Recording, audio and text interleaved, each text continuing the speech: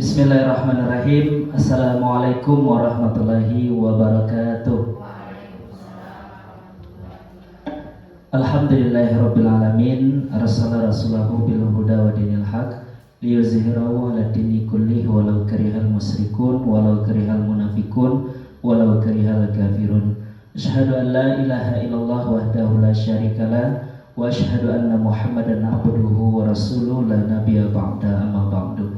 Yang kita hormati Ibu Kepala UPTD SDN 02 Tungkar, yang sama-sama kita hormati Bapak dan Ibu Majelis Guru dan peserta acara diseminasi budaya positif yang hadir pada kesempatan kali ini. Baik, tanpa memperpanjang mukadimah, langsung saja kita buka kegiatan kita pada hari ini dengan membacakan basmalah. Bismillahirrahmanirrahim. Baik, langsung saja untuk menghemat waktu, kita mulai dengan acara pembukaan. Acara pertama, kata sambutan yang akan disampaikan oleh Ibu Kepala UPTD SDN 02 Tungkar. Kepada Ibu, waktu dan tempat kita persilakan. Assalamualaikum warahmatullahi wabarakatuh. Bapak dan Ibu Majelis Guru yang sama-sama kita hormati, kemudian narasumber kita pada pagi ini, puji dan syukur kita ucapkan kepada Allah Subhanahu wa Ta'ala atas berkat rahmat dan karunia-Nya. Dari pagi menjelang siang, alhamdulillah kita masih diberi nikmat kesehatan untuk melaksanakan kegiatan diseminasi yang akan dilaksanakan oleh Bapak Akrizal Fajrika. Kemudian salawat dan salam untuk junjungan kita Nabi besar Muhammad Sallallahu Alaihi Wasallam.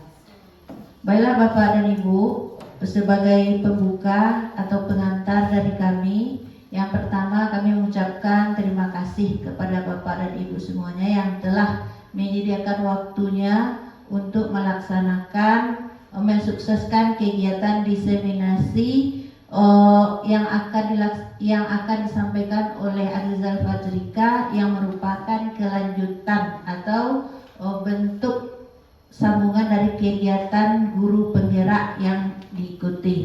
Jadi kami nanti berharap kepada Bapak dan Ibu, mari kita ikuti kegiatan ini dengan sebaik mungkin. Kemudian mudah-mudahan diseminasi budaya positif yang akan disampaikan nanti akan membawa dampak atau perubahan terhadap kita bersama, sehingga bisa nanti membawa kemajuan untuk sekolah kita. Karena bagi guru penggerak ini merupakan berbagi praktik baik kepada teman-teman di sekolah, itu merupakan suatu programnya. Jadi apa yang didapatkan disuruh dibagikan kepada teman-teman. Jadi kami berharap semoga kegiatan ini bisa berjalan dengan lancar dan kita ikuti dari awal sampai akhir hendaknya. Mungkin itu saja yang dapat kami sampaikan. Ditutup dengan Assalamualaikum warahmatullahi wabarakatuh.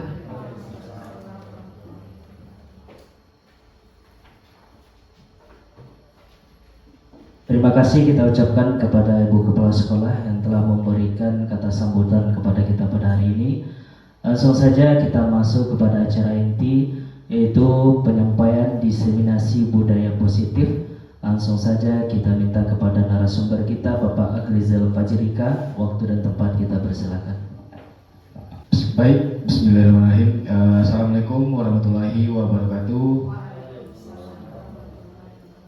Alhamdulillah, selalu kita bersyukur kepada Allah, dan juga tak lupa kita bersalawat kepada Nabi besar Muhammad Sallallahu Alaihi Wasallam. Yang terhormat Ibu Kepala Sekolah dan juga Bapak Ibu Guru yang sudah hadir di ruangan ini, dan saya ucapkan terima kasih sudah meluangkan sedikit waktunya untuk mengikuti kegiatan diseminasi budaya positif yang akan saya sampaikan nantinya. Baik Bapak Ibu, jadi ini adalah bentuk tindak lanjut dari kegiatan modul 1.4 yaitu budaya positif, yang mana ini termasuk di aksi nyata saya sebagai ataupun dalam program pendidikan guru penggerak. Di hari ini saya akan berbagi pengalaman ataupun pengetahuan terkait dengan budaya positif, apa itu budaya positif dan juga lain sebagainya Bapak Ibu ya. Baik, untuk mengawali kegiatan kita akan melihat tujuan pembelajaran menurut Bapak Ki Hajar Dewantara, yang mana tujuan pendidikan adalah suatu proses menuntun segala kodrat yang ada pada murid agar mereka dapat mencapai keselamatan dan kebahagiaan yang setinggi-tingginya, baik sebagai manusia maupun sebagai anggota masyarakat. Dan selanjutnya adalah apa itu budaya positif? Budaya positif adalah nilai-nilai ataupun suatu keyakinan dan kebiasaan-kebiasaan di sekolah yang berpihak kepada murid agar mereka dapat berkembang menjadi pribadi yang mandiri, penuh hormat serta tanggung jawab. Jadi inilah tujuan dari diseminasi kita hari ini, supaya nanti di sekolah kita ini tercipta budaya positif yang mana dapat mengembangkan pribadi murid menjadi pribadi mandiri, penuh hormat serta bertanggung jawab. Ada beberapa konsep yang tentang budaya positif, yaitu yang pertama adalah perubahan paradigma belajar, selanjutnya nanti disiplin positif, kebijakan-kebijakan universal, kebutuhan dasar manusia, teori motivasi, hukuman dan penghargaan serta restitusi, posisi kontrol kita sebagai guru dan bagaimana cara membuat keyakinan kelas, serta bagaimana cara mengatasi masalah menggunakan tahapan-tahapan segitiga restitusi. Untuk yang pertama, pembelajaran dengan paradigma baru. Pembelajaran ini dirancang berdasarkan prinsip pembelajaran berdiferensiasi, yang mana sehingga setiap murid belajar dengan kebutuhan dan tahap perkembangannya. Baik, untuk memulai kegiatan materi ini akan diadakan sedikit kegiatan yang namanya kegiatan cobalah buka. Mungkin Bapak Ibu bisa membacanya ya. Jadi di kegiatan ini Bapak Ibu dan dengan rekan ataupun teman nanti akan melakukan kegiatan cobalah buka. Anda sebagai A, tugas Anda adalah mengepalkan satu tangan Anda. Cobalah Anda bayangkan di dalam tangan ini kita menyimpan sesuatu yang sangat berharga. Ya, itu tugas yang A. Sementara tugas rekan kita nanti yang B adalah mereka mencoba mencoba dengan segala cara bagaimana supaya tangan ini bisa terbuka. Dan teman si B ini juga boleh menggunakan seperti memujuk, menghardik, mengintimidasi, memarahi, menggoda, menggelitik, bahkan menawari dengan uang agar Anda bersedia membuka kepalan tangan. Oke, bisa kita cobakan Bapak Ibu? Saya coba bayangkan di tangan Anda ini, Bapak Ibu ini sedang menggenggam sesuatu yang sangat berharga.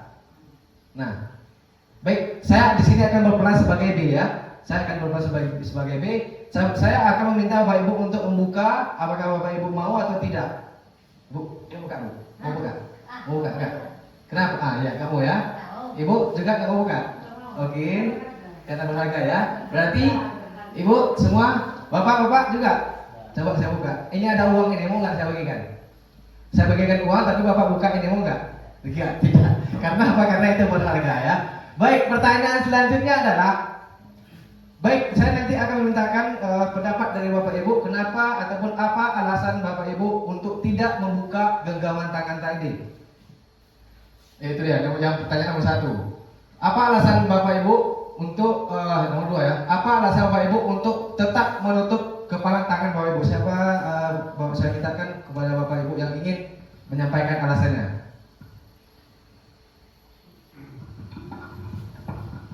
Terima kasih. Saya tidak mau membuka tangan saya karena yang saya pegang ini adalah barang yang sangat berharga sekali. Jadi saya tidak mau membagikan kepada orang lain. Iya, baik, terima kasih kepada Ibu. Baik, terima kasih kepada Ibu. Mungkin kita memiliki alasan yang sama, bahwasanya kenapa kita tidak membuka, karena kita sedang melindungi sesuatu yang berharga. Nah, sekarang pertanyaan selanjutnya adalah inti dari kegiatan kita ini adalah sesungguhnya siapa yang memegang kendali atau kontrol untuk membuka atau menutup kepala tangan? Bapak Ibu sebagai yang mengepal atau saya sebagai meminta untuk membuka? Siapa yang memegang kendali tersebut? Kendali tangan. Ya, pastinya diri kita sendiri ya. Jadi pada intinya adalah yang mengontrol diri kita sendiri itu, mengontrol diri kita adalah diri kita sendiri. Begitu juga dengan anak. Anak itu mereka memiliki kontrol diri sendiri. Kalau kita merasa kita bisa mengontrol anak, lakukan itu, ini sekarang. Itu karena dia mengizinkan untuk kita kontrol. Tapi pada dasarnya adalah anak itu memiliki kontrol dirinya sendiri. Jadi kita tidak bisa memaksa ataupun sebagainya ya. Baik, lanjut. Nah, ini adalah kesalahan-kesalahan konsep kita yang selama ini kita mungkin menganggap itu benar. Ilusi bahwa guru mengontrol murid, padahal kita tidak bisa mengontrol murid. Ya. Dan selanjutnya, ilusi bahwa semua penguatan positif, efektif dan bermanfaat itu salah. Ya. Tidak semua penghargaan, baik itu hadiah segala macam akan bermanfaat, tidak semua. Jadi jangan kita pikirkan bahwasanya kalau kita memberikan hadiah kepada anak itu akan lebih baik, tidak. Ya, karena memang ada pembuktian, ada riset yang dilakukan oleh para ahli menunjukkan bahwasanya kalau anak kita sering kasih hadiah, mereka akan berkegantungan. Ketika nanti akan melakukan sesuatu, mereka akan mengharap imbalan. Nah, itu yang akan kita hindari. Selanjutnya, kritik dan membuat rasa bersalah kepada murid mampu menguatkan karakter mereka, itu salah. Dan terakhir, ilusi bahwa semua orang dewasa berhak memaksa, dan juga itu salah. Seperti kegiatan yang kita lakukan tadi. Lanjut Bapak Ibu. Nah, bagaimana cara kita mengubah stimulus respon kepada pendekatan teori positif? Yang pertama, realitas kebutuhan kita sama, padahal kebutuhan kita semua berbeda. Ya, setuju Bapak Ibu ya? Ya. Semua orang melihat hal yang sama, padahal setiap orang memiliki gambaran yang berbeda. Kita mencoba mengubah orang agar berpandangan sama dengan kita, tetapi kita harus padahal teori kontrolnya adalah kita berusaha memahami pandangan orang lain tentang dunia. Perilaku buruk dilihat sebagai suatu kesalahan, namun semua perilaku memiliki tujuan. Tidak ada perilaku buruk yang tidak dilihat sebagai kesalahan. Orang lain bisa mengontrol saya, sama seperti tadi. Hanya Anda ataupun hanya diri kita yang bisa mengontrol diri kita sendiri. Yang bisa mengontrol orang lain, saya bisa mengontrol orang lain. Kita belum menjadi kita tidak bisa mengontrol orang lain. Pemaksaan ada pada saat bujukan. Selanjutnya, kolaborasi dan konsensus menciptakan pilihan-pilihan yang baru. Model berpikir menang kalah kita ubah menjadi model berpikir menang-menang. Bagaimana supaya kita apapun yang kita lakukan adalah kita menggunakan teori kontrol berpikir menang dan menang. Selanjutnya, kita masuk kepada materi disiplin positif. Disiplin mengacu pada disiplin diri yang memiliki tanggung jawab terhadap apa yang dilakukannya berdasarkan nilai-nilai yang diyakini. Selanjutnya, disiplin positif bertujuan untuk menumbuhkan kesadaran serta memberdayakan murid tanpa imbalan, penghargaan, ancaman ataupun hukuman. Dan juga tujuan kita sebagai pendidik adalah untuk menuntun murid agar mereka memiliki disiplin diri sehingga mereka bisa berperilaku mengacu pada nilai-nilai kebijakan ataupun kebajikan universal dan memiliki motivasi dalam diri sendiri, bukan motivasi dari luar seperti penghargaan ataupun hukuman. Jadi itulah yang dimaksud dengan disiplin positif. Nah, selanjutnya kita melihat nilai-nilai kebajikan universal, yang mana nilai-nilai ini yang akan kita tuntun kepada murid agar mereka memiliki yang namanya disiplin positif. Apa nilai-nilai universal tersebut? Nilai-nilai kebajikan universal adalah nilai-nilai yang telah disepakati bersama yang memiliki tujuan mulia yang ingin dicapai setiap individu. Sebagai salah satu contohnya adalah itu seperti pelajar Pancasila, profil pelajar Pancasila. Baik, Bapak Ibu, masih ingat gak profil pelajar Pancasila ada berapa? Ada 6 ya. Beriman bertakwa kepada Tuhan Yang Maha Esa dan berakhlak mulia, berkebinekaan global, bergotong royong, kreatif, bernalar kritis, dan mandiri. Nah, itu adalah salah satu contoh dari nilai-nilai kebajikan universal. Selanjutnya Bapak Ibu, seperti yang disampaikan oleh Bapak Ki Hajar Dewantara tadi, bahwa tujuan pendidikan adalah untuk menuntun murid sesuai dengan kodratnya, sesuai dengan kebutuhannya. Jadi di sini saya akan memaparkan beberapa kebutuhan dasar yang dimiliki setiap manusia, baik sebagai anak maupun kita juga memiliki kebutuhan-kebutuhan ini. Kebutuhan dasar manusia adalah segala sesuatu yang kita lakukan untuk mendapat apa yang kita inginkan. Jadi ada 5 kebutuhan dasar manusia. Yang pertama ada bertahan hidup. Selanjutnya ada kasih sayang dan rasa terima kasih, rasa diterima. Selanjutnya adalah kebebasan, dan juga selanjutnya kesenangan, dan juga terakhir penguasaan. Itulah kebutuhan-kebutuhan yang kita miliki sebagai seorang manusia. Untuk beberapa contohnya bisa kita lihat di slide berikutnya. Nah ini, ketika kita memberi pembelajaran kepada anak, kita juga harus melihat apa yang dibutuhkan anak tersebut. Yang pertama, kebutuhan bertahan hidup, seperti contohnya adalah bagaimana kita memiliki keinginan untuk makan, untuk pakaian, tempat tinggal, keamanan, serta kesehatan. Kalau untuk kebutuhan kasih sayang dan rasa terima kasih, itu contohnya seperti rasa ingin diterima, ingin dipedulikan, ingin berbagi, bekerja sama, dan menjadi bagian dalam kelompok. Serta kebutuhan penguasaan, yaitu tentang harga diri kita, keinginan kita untuk dianggap, untuk memimpin, berprestasi, untuk diakui, dan juga untuk didengar. Selanjutnya tentang kebebasan, kebutuhan kebebasan, yaitu adalah kebutuhan kita untuk tidak bisa dikontrol oleh orang lain dan mandiri, serta mampu mengendalikan arah dirinya. Terakhir adalah kebutuhan akan kesenangan kita, seperti kita bermain dan humor, antusias, dan juga serta tertawa. Yang sepakat Bu, kita semua di sini, di ruang ini punya 5 kebutuhan dasar ini. Setuju Pak? Setuju ya Bu ya? Baik, selanjutnya ini ada sedikit tugas ataupun refleksi untuk kita semuanya. Saya harap nanti ada dari Bapak Ibu yang bisa menjawabnya. Mari kita lihat kasusnya. Ibu Ria, guru kelas 6 di SD Permain, sedang bingung menghadapi ulah salah satu muridnya di kelas bernama Agus. Beberapa anak telah datang dan mengeluhkan Agus yang seringkali meminta bekal makanan saat makan siang mereka dengan paksa. Jika Anda menghadapi situasi seperti Ibu Ria, apa yang akan Anda lakukan?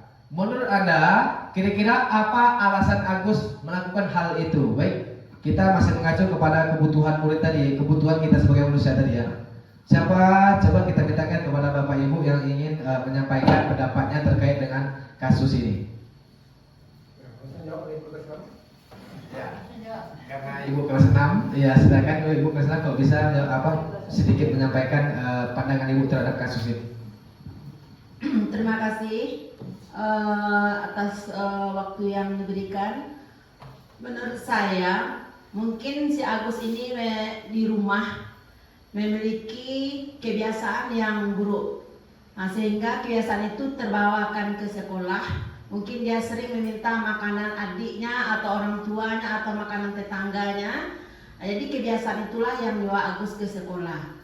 Sehingga Agus mencoba pula di sekolah. Jadi sebagai guru kita harus cermati, harus kita tanya secara individu tentang kasus yang dihadapi oleh Agus supaya tidak berlanjut. Semoga Agus dengan nasihat atau bimbingan, mudah-mudahan Agus bisa berubah. Mungkin itu kira-kira yang bisa saya sampaikan. Terima kasih. Baik, terima kasih kepada Ibu Yulpina Yesi yang sudah menyampaikan pendapat tentang terkait kasus kita ini. Jadi pada intinya adalah kayak menurut Ibu Evi tadi, bahwasanya ini adalah kebiasaan buruk mereka di rumah yang terbawakan ke sekolah, begitu Bu ya. Jadi kita sebagai guru harus bisa menangani kasus ini dengan memanggil si Agus tadi Bu ya. Baik, terima kasih Bapak Ibu. Mungkin ada satu lagi, kita mintakan satu lagi kepada Bapak Ibu untuk menyampaikan pandangannya terkait dengan kasus ini.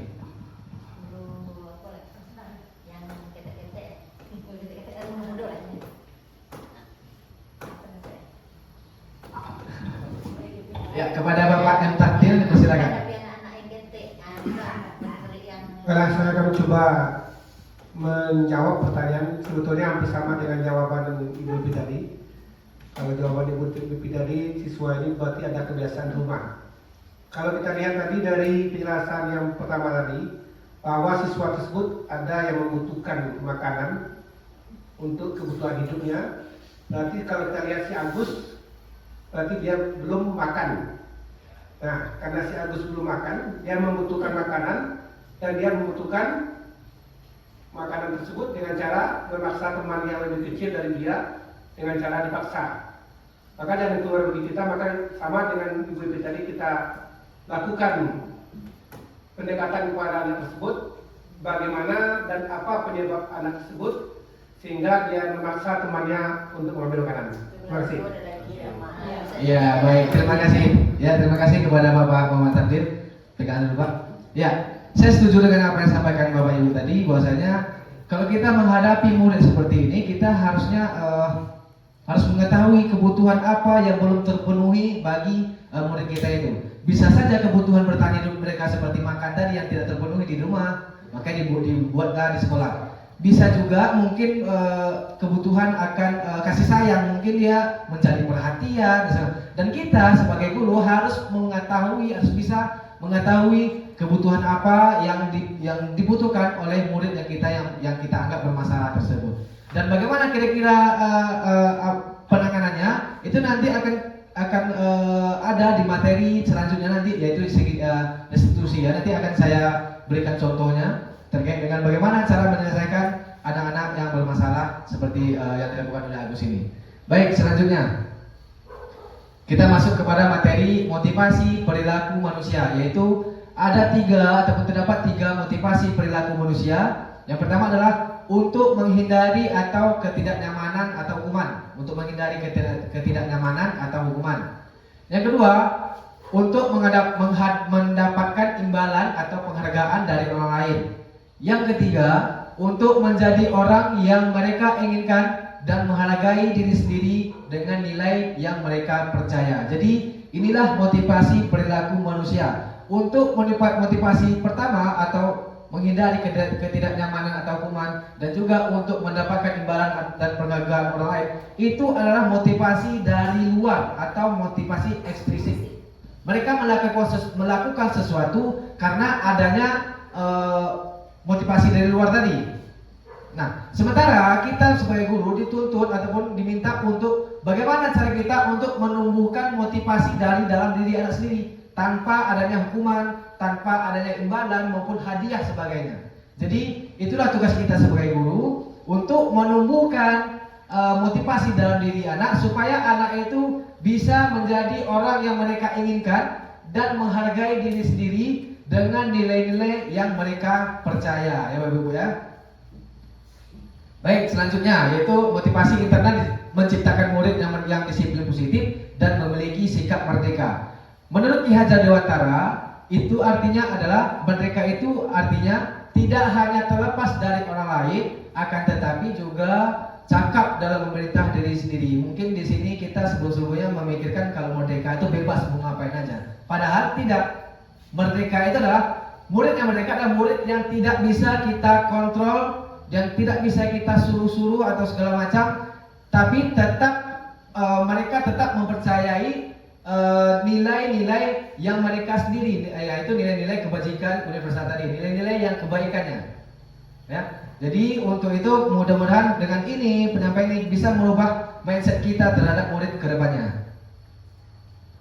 Selanjutnya kita akan melihat di dalam motivasi perilaku manusia itu terdapat hukuman, konsekuensi dan juga restitusi. Untuk hukuman sendiri adalah tidak terencana atau tiba-tiba. Murid tidak tahu apa-apa akan terjadi atau tidak dilibatkan, dan juga hukuman bersifat satu arah, serta hukuman bisa berupa hukuman fisik dan juga berupa hukuman psikis begitu. Sementara untuk konsekuensi adalah itu dia lebih terencana atau disepakati sesuai peraturan. Dan selanjutnya murid tetap dibuat tidak nyaman dengan adanya konsekuensi ini, serta sikap guru selalu memonitor murid. Sementara yang kita harapkan adalah ketika nanti ada terjadi satu kasus ataupun anak yang bermasalah, kita mengharapkan yang namanya penyelesaian dengan restitusi. Apa itu restitusi? Restitusi itu adalah dapat menciptakan proses menciptakan kondisi murid bagi murid untuk memperbaiki kesalahannya sendiri, dan juga restitusi melalui proses kolaborasi yang mengajarkan murid untuk mencari solusi sendiri. Jadi kita menuntut murid bagaimana mereka untuk mencari solusi dia sendiri. Seperti tadi Bapak Ibu, saya mungkin bawa sedikit berbagi di kelas 3 tadi saya mengawas ada anak kita yang tidak mengerjakan ujian, tidak mau mulai ujian karena alasannya tidak ada pena.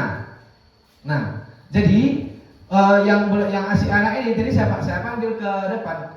Bukan saya suruh pinjam ke kawan, beli ke tidak. Tapi apa yang saya suruh? Saya tanyakan pada diri dia langsung.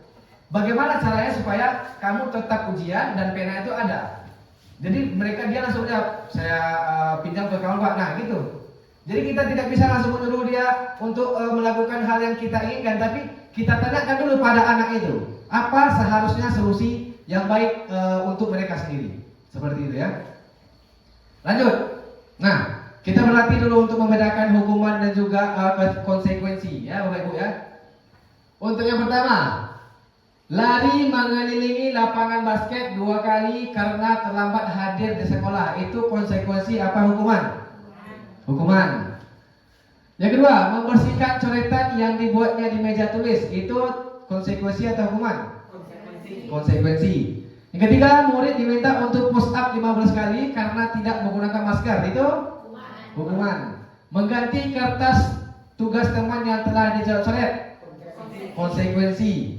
Berjemur di lapangan basket pukul 12 siang karena mengobrol dengan teman. Hukuman. Murid diminta bertelanjang kaki sepanjang hari karena tidak menggunakan sepatu warna hitam sesuai peraturan sekolah. Hukuman. Berdiri di depan kelas sambil mengangkat satu kaki karena tidak bisa menjawab pertanyaan. Hukuman. Mari kita lihat jawabannya. Ya, sepertinya betul kita semua ya. Oke, tepuk tangan untuk kita semua ya. Berarti kita sudah bisa membedakan hukuman dan juga antara hukuman dan juga konsekuensi. Baik Bapak Ibu, karena Bapak Ibu terlihat ngantuk, kita buatlah stretching sejenak ya Bu ya. Dimintakan kepada Bapak Ibu untuk berdiri di tempat. Instruksinya adalah ketika saya menyebutkan ular itu panjang, ular itu kan panjang. Nah, gerakan kita adalah berlawanannya. Berarti ular itu kita buat itu pendek. Nah, kalau cacing itu pendek, berarti gerakan kita adalah berlawanan dari pendek yaitu panjang. Nah, begitu juga seterusnya ya. Awak membaca menulis tangan. Kalau membaca, Ya, membaca sesuai itu ya. membaca menurut sebenarnya. Membaca sebenarnya, tapi gerakannya berlawanan. Baik, kita mulai. Ular itu panjang, cacing itu pendek, gajah itu besar, semut itu kecil. Cacing itu pendek, gajah itu besar, semut itu kecil, ular itu panjang. Oke, baik, terima kasih. Tepuk tangan untuk kita semua. Silakan kembali dulu Ibu.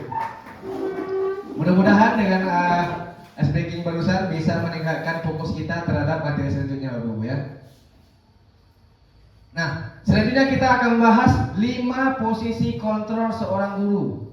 5 posisi kita sebagaimana cara kita bisa mendampingi anak yang anak-anak yang bermasalah atau anak-anak kita.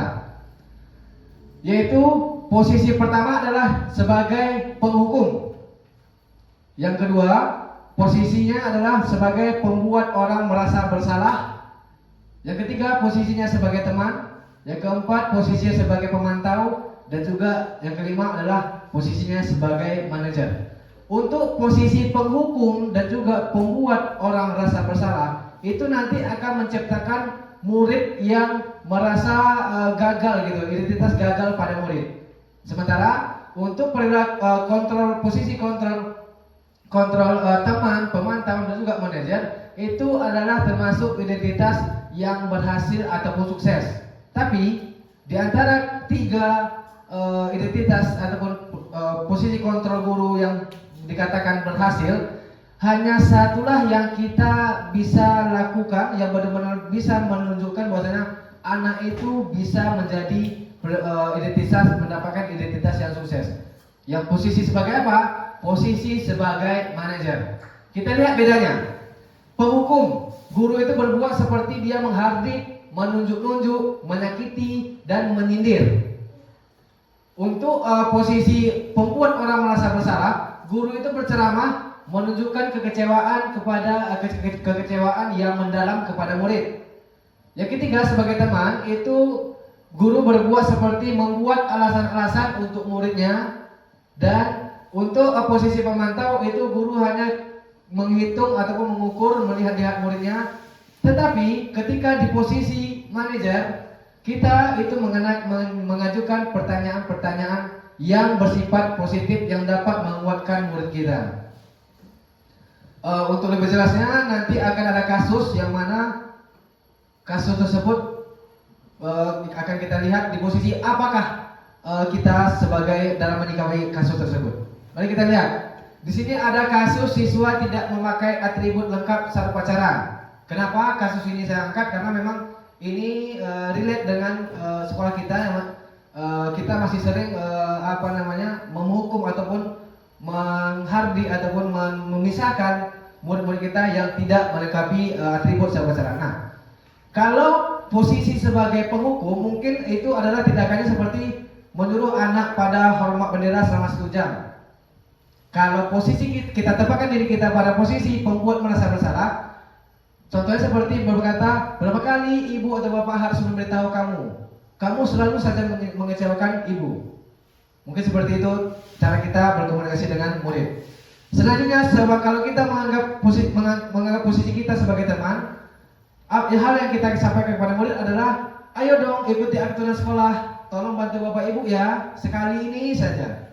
Ya sudah, tidak apa-apa, lain kali jangan sampai berbuat seperti ini lagi ya. Nah, itu adalah reaksi kita terhadap kalau kita memposisikan diri kita sebagai teman. Kalau sebagai pemantau, bagaimana? Kamu sudah melanggar peraturan sekolah, kamu harus tahu kamu tahu konsekuensinya kan? Saat upacara, kamu beli atributnya lagi ke koperasi dan jangan diulangi lagi. Nah, itu sebagai posisi pemantau. Sementara posisi yang diharapkan untuk kita sebagai guru adalah sebagai manajer. Bagaimana sering kita?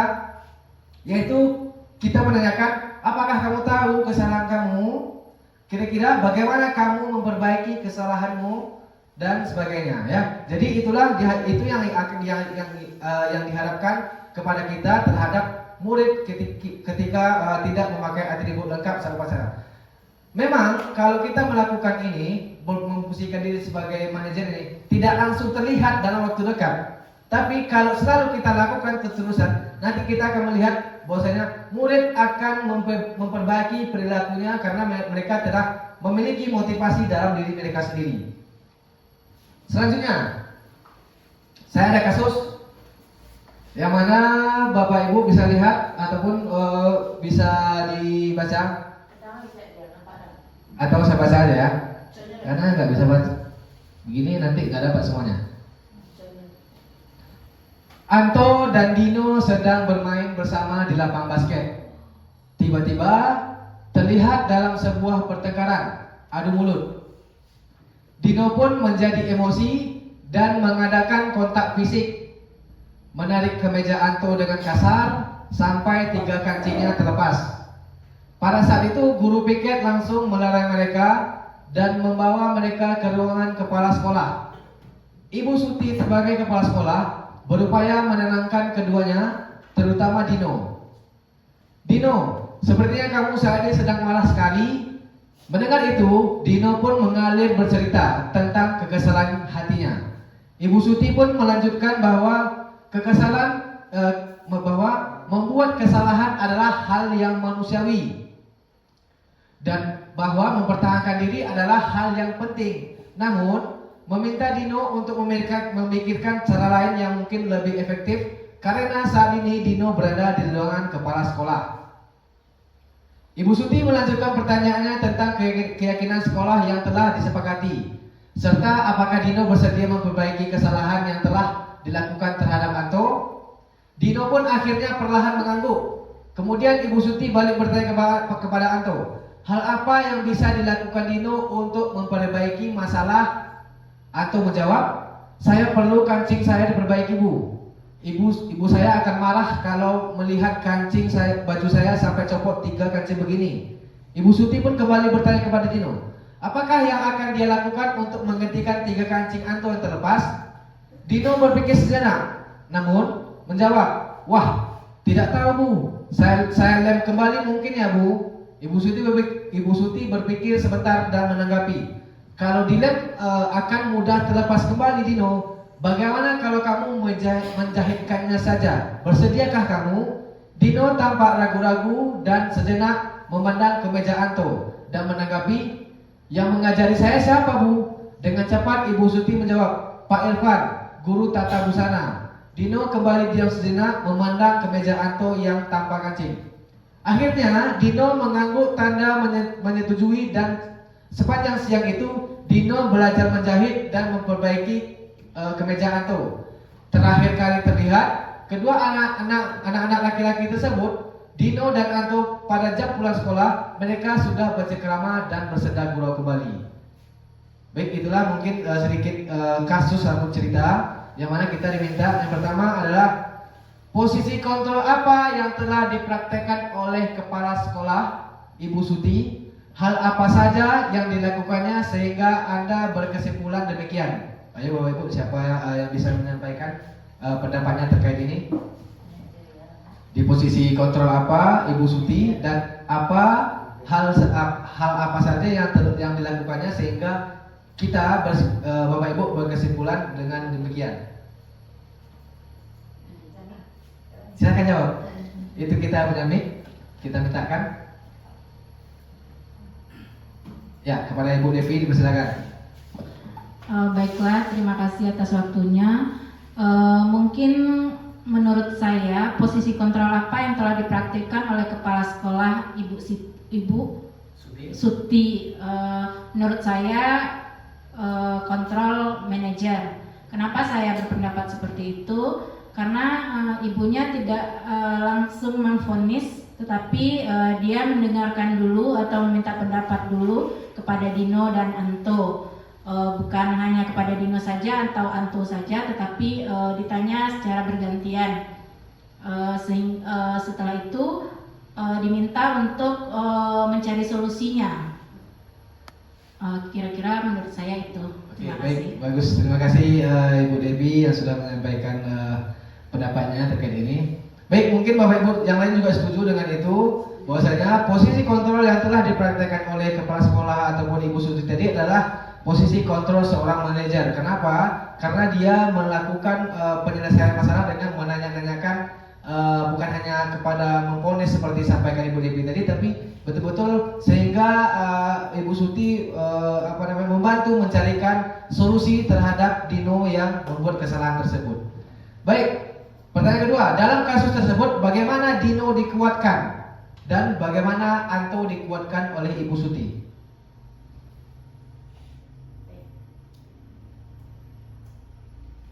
Bagaimana Dino dikuatkan dan bagaimana Anto dikuatkan?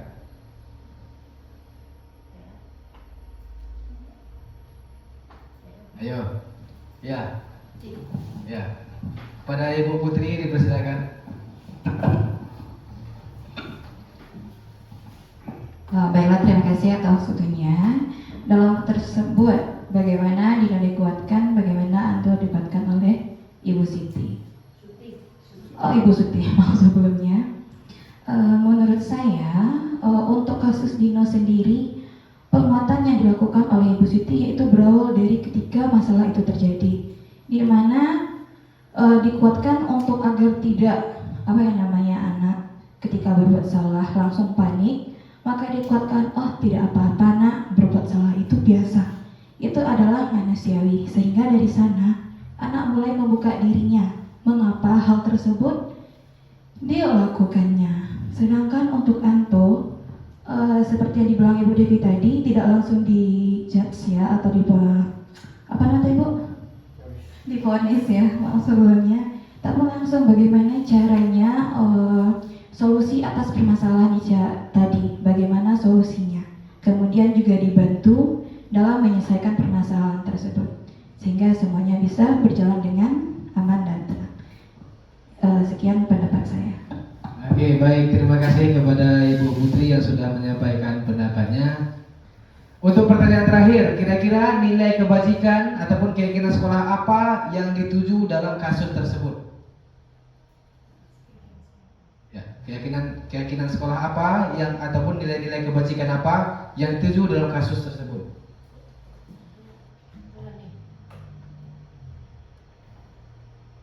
Jelaskan.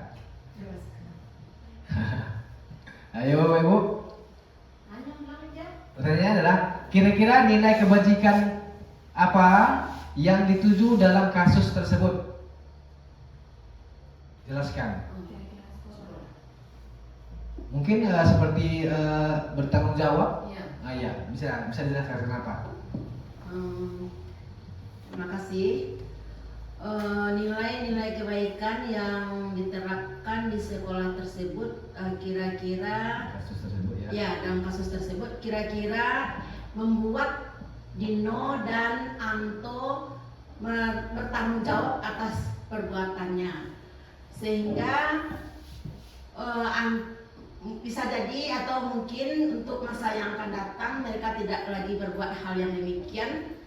Dan tampaknya waktu sepulang sekolah mereka telah kelihatan akrab, telah melupakan kasus yang mereka perbuat.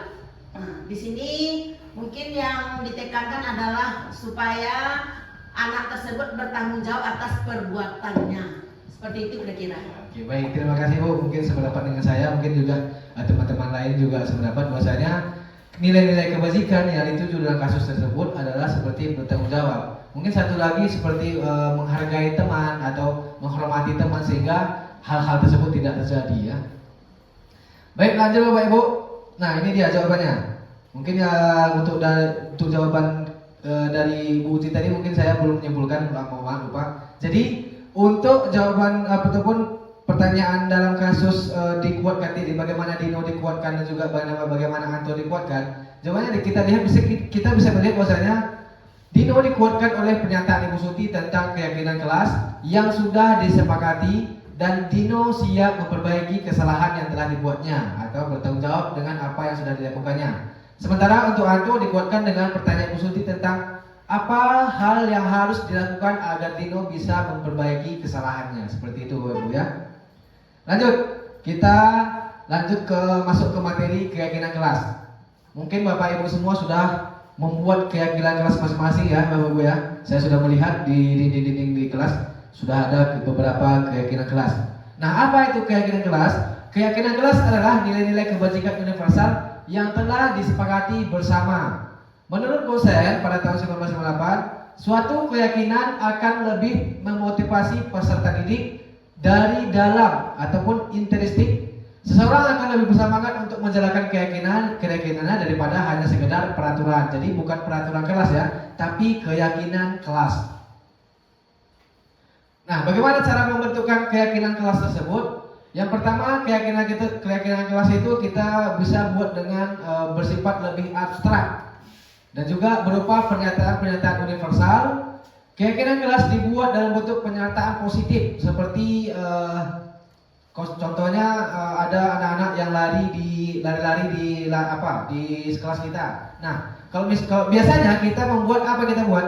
Tidak ataupun jangan lari-lari di dalam kelas seperti itu kan? Nah, bagaimana cara merubah ke kalimat positif? Bisa kita jadikan dengan berjalanlah di kelas atau jagalah tata tertib di kelas seperti itu. Jadi kita tidak membuat kalimat-kalimat negatif, melainkan kita membuat kalimat-kalimat yang menyatakan positif. Selanjutnya keyakinan kelas itu jangan ataupun tidak terlalu banyak sehingga mudah dipahami dan diingat. Selanjutnya keyakinan kelas itu sesuatu yang dapat diterapkan di lingkungan kelas tersebut. Selanjutnya semua warga kelas hendaknya ikut berkontribusi dalam pembuatan keyakinan kelas lewat kegiatan curah pendapat. Seperti contoh keyakinan kelas yang di sini, yang keyakinan kelas 1. Setiap anggota kelas perlu belajar. Setiap anggota kelas perlu senang. Setiap anggota kelas perlu melakukan tugas. Setiap anggota kelas perlu saling menghargai dan setiap anggota kelas perlu merasa aman. Jadi semua ataupun kegiatan kata-kata dari keyakinan kelas itu dibuat dalam bentuk kalimat-kalimat positif. Untuk contoh di kelas 5 bagaimana? Selalu bersikap positif. Yang kedua, senantiasa menjadi diri terbaik. Yang ketiga, percaya dan menghormati orang lain serta barang miliknya. Yang ketiga, berkomitmen terhadap setiap tugas. Dan yang keempat, senantiasa membantu. Seperti itu. Gimana Bu? Ada Apa perbedaan keyakinan kelas dengan kesepakatan kelas? Nah ya, baik. Hal pertanyaan Ibu barusan itu baru saja kami pada saat loka karya baru saja kami bahas dengan loka karya. Keyakinan kelas itu adalah tujuan ataupun bentuk akhir dari dalam pembuatan kesepakatan kelas. Ya, kita mungkin sebelumnya mungkin mendengar kesepakatan kelas. Nah, yang kesepakatan kelas ini biasanya itu ditulis hanya seperti bentuk peraturan-peraturan yang kita buat bersama, seperti jangan lari-lari, tidak boleh membuli kawan atau segala macam. Nah, kalau sudah masih dalam bentuk kata-kata negatif itu masih dinamakan dengan kesepakatan kelas. Nah, bagaimana supaya menjadi keyakinan kelas? Yaitu kita ubahlah pernyataan kalimat-kalimat negatif tadi menjadi kalimat positif agar mereka memiliki motivasi dalam diri untuk melakukan tersebut. Bukan dilarang ya, seperti biasanya kita buat dilarang ini, dilarang itu, dilarang ini, kan segala macam. Nah, itulah yang kita berubah ke dalam bentuk positif sehingga menjadi keyakinan yang kita yakini bersama dengan anak-anak kita. Baik, selanjutnya Bapak Ibu. Nah, inilah keyakinan kelas yang sudah saya buat. Ini mungkin untuk memang kelas 6, tapi saya buat pada saat waktu kelas 5. Dan mohon maaf setelah itu saya perbaiki kata-katanya. Mungkin sebelumnya bukan yang ini kata-katanya karena saya masih belum memahami terkait dengan membuat ataupun merumuskan keyakinan kelas. Jadi setelah saya mempelajari apa yang saya dapati, saya merubahnya seperti itu. Seperti yang pertama adalah menjaga kebersihan, disiplin dan tepat waktu, saling menghormati, berkata sopan, dan sarapan pagi. Maksudnya sarapan pagi sini mereka sebelum sekolah sarapan sehingga tidak makan-makan di kelas. Itu tujuannya. Baik, selanjutnya. Nah, ini yang seru nih. Ya, baik, silakan Bapak. Baik. Halo, terima kasih atas masukan tentang keyakinan kelas. Memang tadi sesuai yang disampaikan oleh Ibu tadi, yang kami ketahui dulu yaitu kesepakatan kelas. Rupanya yang lebih baik dan lebih positif itu keyakinan kelas. Iya, saya berusaha dengan mohon maaf itu di situ. Oh gitu. Oh berarti masih. Iya. Yang pertama. Sebetulnya ada keyakinan itu seharusnya ya. Yang saya. Tapi itu Yang kedua dari keyakinan, mohon maaf saya masih belum berubah ya. Dengan keyakinan kelas yang telah kita sepakati dengan siswa, apakah perlu kita membuat semacam sanksi atau teguran tentang hal-hal yang telah disepakati atau diyakini oleh siswa tersebut, sehingga pembelajaran yang kita lakukan setiap hari ada perubahannya. Sebab kalau kita lihat dari siswa kita sendiri, membaca tersebut memang kita dibacanya, tetapi hanya sekedar dibaca, tidak mereka lakukan dalam kehidupan, dalam keyakinan kelas tersebut tidak dilakukan dalam pembelajaran. Bagaimana sebaiknya keyakinan kelas ini agar menjadi suatu disiplin bagi mereka dalam belajar sebaiknya. Mohon instruksinya. Baik, terima kasih atas Bapak Muhammad Abdul yang sudah menyampaikan sedikit pertanyaan mengenai bagaimana cara kita apakah perlu kita membuat yang namanya hukuman atau konsekuensi seperti tadi Bapak. Nah, seperti yang sudah saya bilang tadi, hukuman, konsekuensi, dan ketiga ada restitusi. Yang mana untuk hukuman dan konsekuensi ini sebaiknya kita tiadakan, tapi kita adakan yang namanya restitusi. Nah, apa itu restitusi? Itulah nanti akan saya bahas di materi selanjutnya. Jadi di dalam ketika kita menyelesaikan ataupun ada anak kita bermasalah, kita tidak bisa memberi hukuman, sanksi dan sebagainya, tapi kita selesaikan dengan cara restitusi tersebut. Ya Pak ya. Jadi setelah ini saya akan memaparkan materi seperti yang sudah dilihat tadi, segitiga restitusi namanya. Bagaimana cara kita dalam menangani anak-anak yang bermasalah. Seperti salah satunya melanggar keyakinan kelas yang telah diyakini bersama, seperti itu Pak ya. Baik. Segitiga restitusi. Apa itu segitiga restitusi? Segitiga restitusi adalah proses menciptakan kondisi bagi murid untuk memperbaiki kesalahan mereka sehingga mereka bisa kembali pada kelompok mereka dengan karakter yang lebih kuat. Melalui restitusi, guru dapat membantu murid menjadi lebih memiliki tujuan, disiplin positif, serta memulihkan dirinya setelah berbuat salah. Yang kedua, membantu murid untuk jujur pada diri sendiri dan mengevaluasi dampak dari kesalahan yang dilakukannya. Serta yang ketiga, memberikan penawaran bukan paksaan. Jadi inilah hal yang kita dapat dari segitiga restitusi tersebut. Nah, adapun 3 tahapan dari segitiga restitusi, ketika kita menyelesaikan suatu masalah kepada anak, kita harus melakukannya dengan sesuai dengan tahapan yang sudah ada. Seperti yang pertama adalah pertama adalah menstabilkan identitas, seperti yang dibilang ataupun yang disampaikan Ibu Suti tadi ya. Dia menanyakan ataupun memberikan pernyataan bahwasanya berbuat salah itu tidak apa-apa. Itu salah satu adalah contoh dari menstabilkan identitas. Ini contoh-contoh lainnya, yaitu adalah kita bisa menyampaikan kepada anak, setiap orang pasti pernah melakukan kesalahan. Kamu bukan satu-satunya yang pernah melakukan ini. Nah, itulah hal yang bisa kita sampaikan kepada anak dalam melakukan menstabilkan identitas. Selanjutnya, validasi kebutuhan. Nah, di tahap validasi kebutuhan ini kita bisa menanyakan kepada anak, apakah cara yang lebih efektif untuk mendapatkan apa yang kamu butuhkan? Kamu tentu punya alasan mengapa melakukan hal tersebut. Dan terakhir, tahapan menanyakan keyakinan. Kita tanyakan nilai-nilai keyakinan apa yang sudah kita sepakati sebelumnya, dan juga kita tanyakan, kamu ingin menjadi seperti orang apa?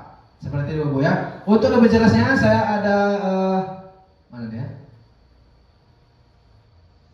Nah ini. Pada saat menstabilkan identitas, kita bisa menanyakan, memberitahu ataupun menyampaikan kepada murid, berbuat salah itu tidak apa-apa, tidak ada manusia yang sempurna. Saya juga pernah melakukan kesalahan tersebut. Kita bisa menyelesaikan ini. Bapak Ibu tidak tertarik mencari siapa yang salah, tetapi Bapak Ibu ingin mencari solusi dari permasalahan ini. Itu yang digunakan oleh Ibu Suti tadi, dan kamu berhak merasa begitu. Itu adalah tahapan-tahapan ataupun perkataan yang kita sampaikan kepada anak dalam menstabilkan identitas mereka. Selanjutnya, validasi tindakan salah. Kita harus melihat tindakan mereka sendiri harus mengetahui kesalahan mereka, bukan kita yang memvonis mereka, tapi mereka sendiri yang harus mengakui kesalahan mereka. Nah, kamu pasti punya alasan mengapa melakukan hal tersebut. Selanjutnya, kamu patut bangga pada dirimu sendiri karena kamu telah melindungi sesuatu yang penting. Ini adalah terkait dengan kasus yang di Ibu Suti tadi. Yang ketiga, menanyakan keyakinan. Keyakinan pertama adalah apa yang kita percayai sebagai kelas atau keluarga, apa nilai-nilai umum yang kita telah sepakati, dan apa bayangan kita tentang kelas yang ideal, serta kamu mau jadi orang yang seperti apa. Jadi mungkin ini bisa menjadi bahan kita dalam menyelesaikan masalah ketika ada anak-anak kita yang melanggar suatu keyakinan kelas. Untuk lebih lengkapnya mungkin saya sudah melakukan yang namanya segitiga restitusi ini dalam bentuk video, dan saya harapkan Bapak Ibu bisa menyaksikan bersama terkait dengan bagaimana penyelesaian masalah yang saya lakukan. Masalah yang saya yang saya atasi adalah ketika anak terdapat makan di kelas yang mana melanggar peraturan ataupun melanggar keyakinan kelas kita bersama. Seperti inilah videonya Bapak Ibu.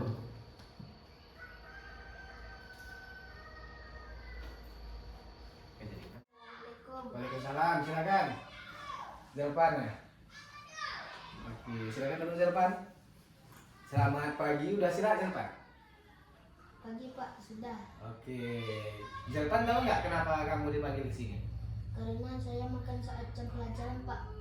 Makan saat jam pelajaran ya. Menurut Zelpan makan di kelas saat jam pelajaran itu boleh apa tidak ya? Tidak Pak. Nah tidak kan, tapi sebenarnya makan itu adalah kebutuhan kita sebagai manusia. Semua orang itu semua makan, Bapak juga makan. Tapi kita harus tahu kapan dan di mana makan kita ya. Kira-kira menurut kamu Zelpan makan saat jam pelajaran itu salah apa bukan? Salah Pak. Salah ya. Kalau boleh Bapak tahu, kenapa kamu makan di kelas tadi ya? Karena saya nggak sarapan Pak. Lo nggak sarapan, kenapa? Karena saya nggak sarapan karena saya takut terlambat ke sekolah Pak. Lo takut terlambat. Emang kamu bangun tidurnya jam berapa? Saya ketiduran Pak. Bangun jam 6:30 Pak. Lo kok bisa ketiduran? Karena main game di HP Pak. Alah, main HP. Nah, jangan itu lagi ya. Main HP boleh aja. Bapak juga main HP. Tapi kita harus tahu besok kan mau sekolah, ya kan? Iya Pak. Nah, Zelpan masih ingat nggak keyakinan kelas kita apa? Kasih Pak. Apa aja coba? Disiplin waktu. Ya, Menyayangi teman. iya, Dan sarapan pagi sebelum ke sekolah. iya, bagus. Kalau mau makan di jam pelajaran, apakah udah sesuai dengan sepakatan kelas kita? Tidak Pak. Tidak. Nah, di sini Bapak ingin membantu Zelpan supaya tidak makan lagi saat jam pelajaran di kelas ya. Agar jadi Zelpan, agar nanti Zelpan tidak makan di kelas saat jam pelajaran, apa yang harus yang perlu Zelpan lakukan? Sarapan pagi di rumah Pak. Apa lagi? Tidak bangun kesiangan Pak. Supaya tidak bangun kesiangan ya. Iya Pak. Iya. Nah, kapan kamu bisa memulai untuk tidak makan di kelas saat jam pelajaran lagi? Besok Pak. Oke, besok ya. Besok Bapak cek lagi ya. Bapak lihat ya. Iya Pak. Oke, baik. Nah, Zelpan, sekarang silakan lanjutkan istirahatnya ya. Iya Pak. Baik Bapak Ibu, itulah salah satu contoh bagaimana cara penggunaan ataupun penerapan segitiga restitusi dalam penyelesaian masalah. Kemarin pada saat kami lokakarya ada juga yang bertanya, apakah dalam melaksanakan tahapan segitiga restitusi ini harus kita panggil ataupun harus berdua gitu aja atau boleh di tempat rame-rame? Menurut Bapak Ibu bagaimana? Secara panggil. Dipanggil ya secara individu ya. Jangan di depan orang ramai. Saya ulangi pertanyaannya. Ketika Bapak Ibu menemukan satu anak yang bermasalah ataupun melanggar aturan yang kesepakatan keyakinan yang telah disepakati, apakah Bapak Ibu langsung menegurnya di tempat atau dipanggil secara berduaan seperti itu? Bagaimana menurut Ibu? Kalau menurut pendapat kami, apabila ditemukan anak yang melanggar keyakinan kelas, sebaiknya anak itu kita panggil secara pribadi, seperti yang Bapak Rizal lakukan tadi. Masalahnya, kalau anak tersebut kita tegur di depan teman-temannya, tentu banyak sedikitnya mental anak tersebut pun terganggu. Itu menurut pendapat saya. Terima kasih. Baik Bu, ya Bu, terima kasih Bu. Mungkin kita semua juga sepakat dengan hal itu.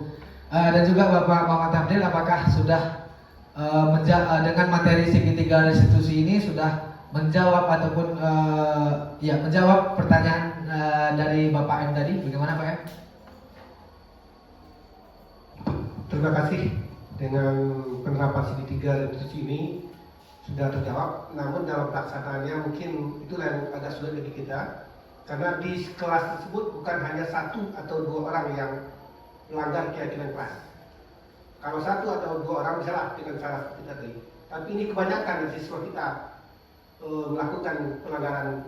Bagaimana jalan yang terbaik ini?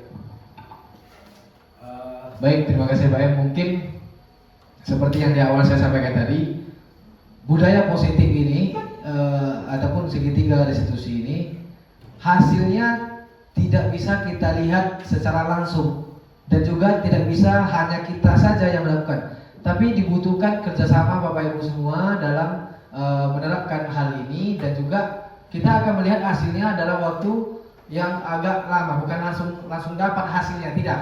Karena apa? Karena di situ kita menumbuhkan yang namanya motivasi dalam diri anak-anak tersebut supaya melakukan suatu hal yang baik menurut kebajikan, nilai-nilai kebajikan seperti tadi Bapak M ya.